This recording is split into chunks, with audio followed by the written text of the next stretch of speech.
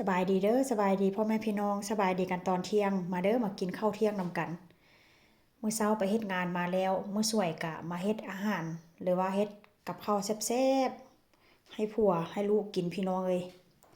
เริ่มจากเมนูแรกอันนี้เป็นสลัดเด้อพี่น้องสลัดรวมใส่มะเขือเทศนำแต่ว่ามะเขือเทศนี้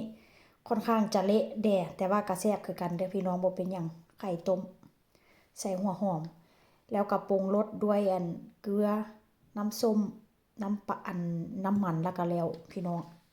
กินง่ายๆแบบนี้เลยฝรั่งแต่ว่าก็มีวิตามินอันนี้ก็เป็นกุ้งนี่เอาขี้ผ่าเอาผ่าหลังเอาขี้ออกเรียบร้อยแต่พี่น้องแกะเปลือกห่างมันเก่าเปลือกออกเรียบร้อยที่เห็นเป็นสีแดงๆนี่บ่แม่นหยังเด้อพี่น้องสีแดงๆนี่นะสีแดงๆนี่แม่นค่อยเอาน้ำมันมันใส่น้ำเอาน้ำมันที่แบบว่าอยู่หัวมันนะเอาใส่น้ำว่าเส้นสันเนาะพี่น้องมันจังค่อยแซ่บเนาะนี่ล่ะแล้วก็อันนี้เป็นเมนูประจำบ้าน ทุกอาทิตย์ต้องได้กินพี่น้องเอ้ยขาดบ่ได้แท้ๆหมูปิ้งนี่ก็เป็นแบบว่าเนื้อหมูติดมันช่ำพี่น้องเอ้ยเห็นบ่เว้ามาแล้วก็อยากกินหมูกระทะเนาะถ้ากินหมูกระทะนี่ก็คือสิแซ่บพี่น้องเอ้ยมาเด้อมากินนำกันเด้ออันนี้มักใส่เกลือน้ำตาลคะนอซีอิ๊วขาว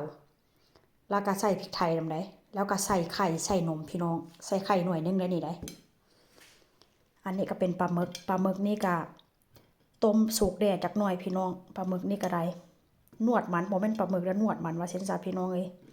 นี่ล่ะหน้าตามื้อนี้กำลังมื้อที่ปิ้งใส่เตาแบบนี้เลยพี่น้องเตานี่ก็ค่อนข้างจะเก่าแล้วได้มึงไหมลูกสาวล่างนะค่อนข้างจะเก่าแล้วพี่น้องมาเด้อมากินนำกันเด้อเวลาปิ้งแล้วก็จิถ่ายขี่ลงคลิปให้เบิ่งมากินข้าวสวยนำกันพี่น้องเอ้ย